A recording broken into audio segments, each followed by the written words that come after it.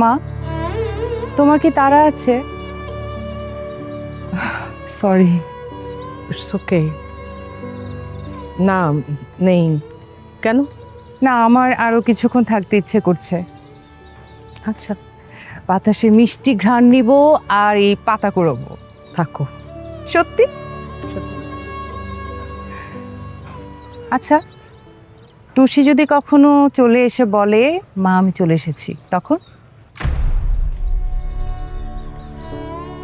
ওসব কথা এখন থাক। কেন থাকবে? আপনি না সেদিন বললেন আমি টুসির মতো, আমাকে বলতে এত সংকোচ কিসের? এত সুন্দর মুহূর্ত কষ্টের কথা বলতে ইচ্ছে করছে না। আপনার কষ্টগুলো আজ সব বলে উড়িয়ে দিন না, ঝরা পাতার মতো। টুসির বাবা ওকে আসতে দেবে না, হয়তো ওরও ইচ্ছে নেই আসার। এমনও তো হতে পারে টুসি কোনো ঝামেলায় আছে বা ওর আসার বয়সটা হয়নি এখনো, তাই আসতে পারছে না। হয়তো হবে। গত মাসে টুসির জন্মদিন ছিল, 18 বছরে পড়ল। ঠিক আসবে হয়তো।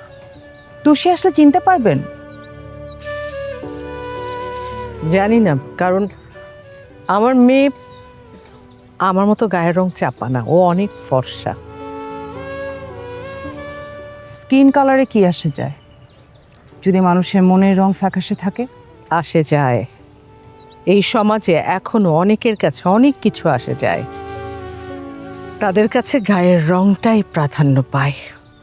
এখনো জানো, কোনো মা কন্যা সন্তানের জন্ম দেবার পর যদি দেখে তার কন্যার গায়ের রংটা চাপা, সাথে সাথে না মায়ের মায়ের মুখেও কেমন যেন কালো আধার নেমে আসে যায়। না, ফর্সা কালোতে কোনো বৈষম্য না, বৈষম্য আমাদের মনে, আমাদের সমাজে, আমাদের মনুষ্যত্বে।